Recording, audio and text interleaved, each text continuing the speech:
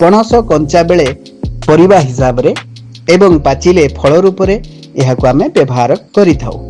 साधारणतः ग्रीष्म ऋतु रे एहा पाची थाए। पणस रे विटामिन बी एवं मंजी रे विटामिन ई प्रचुर मात्रा रे थाए। तेबे आसाम, बिहार तथा दक्षिण भारतर अनेक अंचल रे पणस गछ बहुल भाव देखा जाए एवं ओडिशार जंगल मानकरे पणस गछ देखा जाए।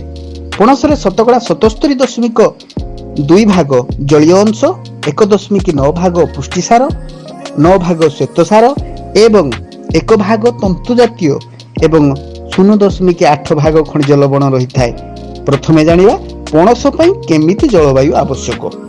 समुद्र पतन ठारू आरंभ करी 2400 मीटर पर्यंत मृत्तिकार एही गछ बढ़ी थाए।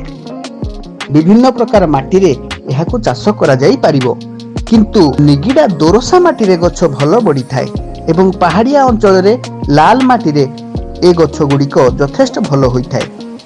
एबे किसम बाबद रे जानिबा। पणसर विभिन्न किसम थाए, यथा खजरा, कर्पूर, बादोही, सिलम, थाइपिंक इत्यादि विभिन्न किसमर पणस मिली थाए। मंजीरु चारा प्रस्तुत करी सीधा सड़क पड़िया रे लगा जाई पारे, किंतु धाड़ी के धाड़ी 10 मीटर एवं गछ को गछ 10 मीटर दूरतार गछ लगाइबा को हेबो। एही हिसाब रे गछ लगाइले एकर प्रति प्राय 40 टी गछ लगा जाई परिबो। आउ केतेक क्षेत्र रे 12 मीटर दूरतार मध्य गछ लगाई परिबो, किंतु आम राज्य रे जुलाई अगस्त मासरे पणस लगा जाई परिबो। गछ लगाइबा पई 1 मीटर लंब, 1 मीटर ओसार एवं 1 मीटर गभीरतार गात खोला जाई परिबो। आउ एही प्रणाली रे आपण चारा रोपण करि परिबे। जदि खत कथा कहिबा 3 रु 4 जोड़ी सढ़ा खत देबाकू पड़िबो। गछ प्रति 125 ग्राम रो जैवक्षार और 80 ग्राम रो फॉस्फोरस एवं 290 ग्राम रो पोटास सार देबाकू पड़िबो। एही सार पाइबा पई आपण 275 ग्राम रो यूरिया, 500 ग्राम रो सिंगल सुपर फॉस्फेट और 480 ग्राम रो म्यूरेट ऑफ पोटास दरकार हेबो।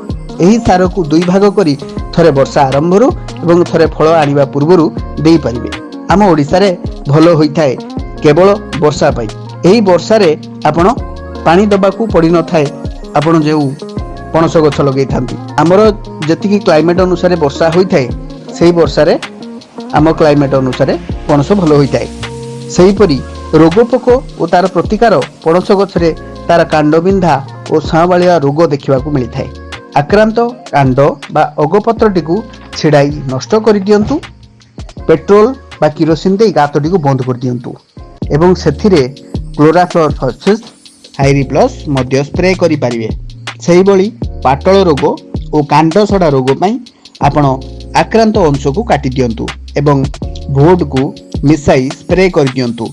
एंडोफिल एवं 45 शतकड़ा 0.2 भाग मिसाई स्प्रे करंतु। अधिकांश रोग भल होई जिवो। सेही बळी पणस गछरे फल पची झड़ी जाई थाए। एथिरु रक्षा पाइबा पई प्रति लीटर पानी सहित 3 ग्राम रो ग्लाइटोफोस 50 एंडोफिल 45 मिसाई स्प्रे करंतु। एही रोगरु रक्षा पाई परिबे। एहीपरि पणस किंवा अन्य चाष एवं तार रोगपोक दाउरु रक्षा पाइबा पई निश्चित कमेंट माध्यम रे हमकु जणांतु एवं एहीपरि नुआ नुआ वीडियो देखिबा पई हम YouTube channel Utkal nursery channel को सब्सक्राइब करंतु एवं प्रथमे देखिबा पई बेल आइकन को दबाई दियंतु। रहिली नमस्कार।